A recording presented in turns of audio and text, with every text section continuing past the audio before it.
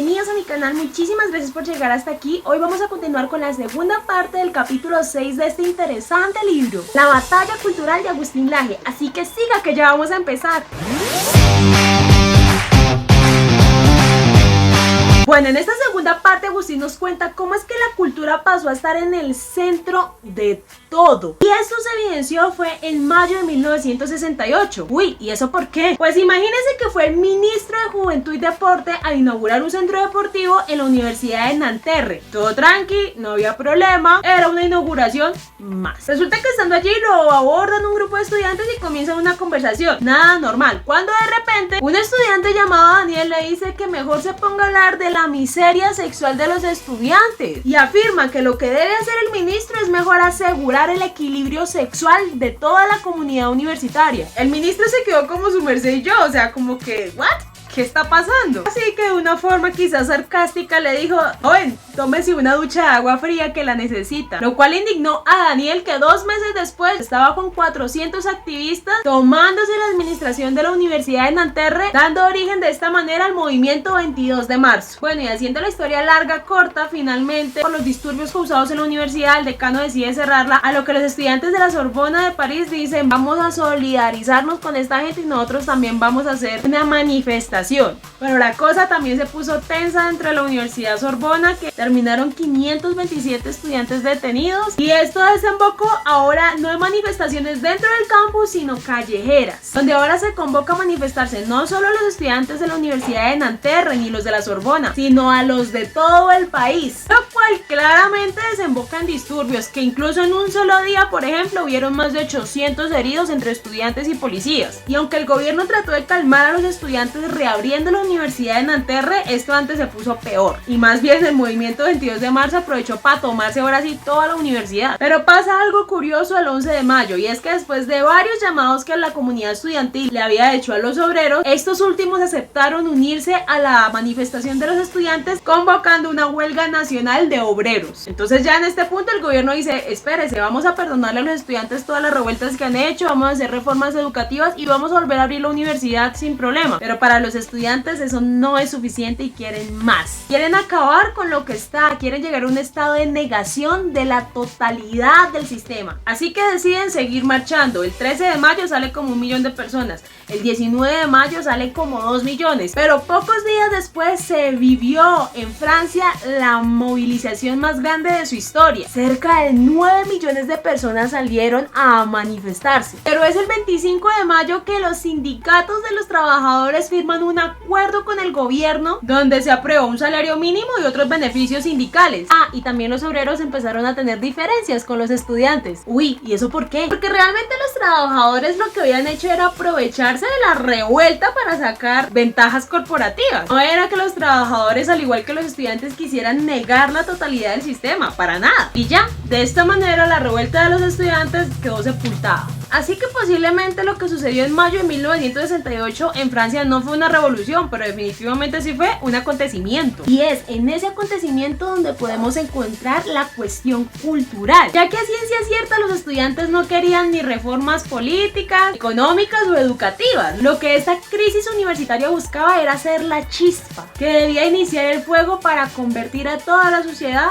en cenizas. ¿Cómo? Pues cuestionando la existencia misma de la sociedad, sus valores, sus tradiciones, sus costumbres y hasta sus formas de vida. Mejor dicho, lo que los estudiantes hicieron fue cuestionar la cultura. El objetivo era lanzar una experiencia de ruptura de la sociedad. Una experiencia que de pronto no iba a durar mucho, algunos meses quizá, pero que deje entrever que en algún momento podrían lograrlo. Y entonces, aunque en ese momento no se vieron los grandes cambios, definitivamente el sistema cultural sí quedó marcado. Así que lo que pasó en mayo de 1968 definitivamente no apuntaba a fines económicos, sino culturales. Por eso es que al principio los obreros no se unieron a estas manifestaciones. Fue después que ya vieron que la cosa estaba como heavy y que podían sacar algún tipo de provecho, que dijeron: bueno, camine. Pero una vez que lo obtuvieron, dejaron tirada a la comunidad estudiantil. Porque, por ejemplo, allí donde los estudiantes escribían grafitis en las paredes que decía hay que cambiar la vida, lo único que le interesaba a los trabajadores, a los obreros, era de pronto cambiar de carro o cambiar de casa. Por eso es que apenas los trabajadores tuvieron la oportunidad, fueron y firmaron un acuerdo con el gobierno para sus beneficios económicos, no buscaban nada más. Y definitivamente esto que pasó en 1968 fue una revolución estética, sexual y moral. Y lo podemos ver claramente porque es justo allí donde se lleva la política a la intimidad, disolviendo de esta manera esa frontera que separaba lo público de lo privado, que era la sexualidad. Sí, y es que fue justo aquí, en 1968, donde las izquierdas nacientes mostraron ese nuevo camino por el cual cualquier proyecto de izquierda debe conducirse. ¿Cómo se llama ese camino?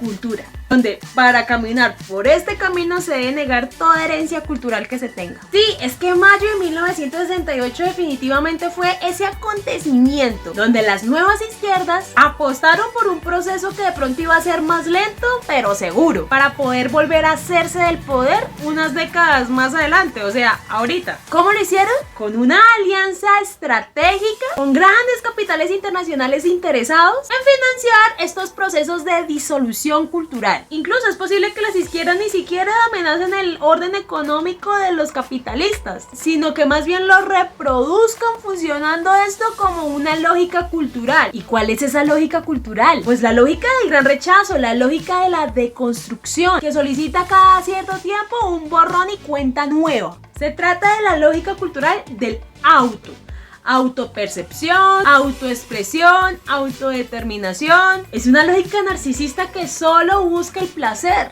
También es la lógica de lo nuevo. Por lo mismo, la inestabilidad resulta siendo la regla para que la gente quiera estar consumiendo.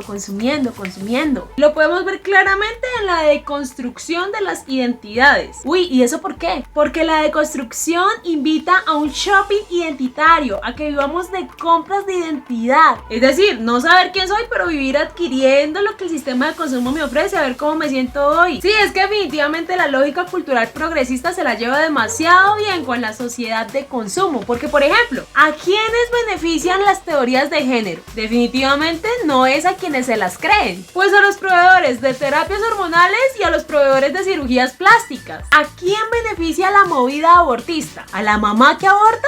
¿Al bebé que es asesinado? No, beneficia es a la industria que vende el aborto. ¿Cómo será de rentable esa industria que hasta contrataron a Miley para que le hiciera una publicidad el otro día? Ah, y además estas izquierdas culturales terminan siendo muy probablemente útiles a agendas biopolíticas que determinados ingenieros sociales quieran impulsar, como por ejemplo para ejercer un control sobre la natalidad. Y es que, hombre, las izquierdas culturales pueden ser una oportunidad gigante para mostrar filantropía, sensibilidad social y compromiso con las minorías. Estos son elementos infaltables en un marketing super cool. Y eso lo podemos ver clarito, por ejemplo, con Soros y su fundación, donde invierten en grupos y causas progresistas que buscan impulsar justicia de género, enfoque de género, el combate judicial de los discursos de odio. Entre sus aportes, por ejemplo, algo le llega a Colombia, hola, a la Asociación Pro Bienestar de la Familia Colombiana, para el bien de los niños, supongo, y de las familias. No, mi querido, para promover el aborto en Colombia. Y que nos queda claro que la izquierda cultural se volvió en el aliado favorito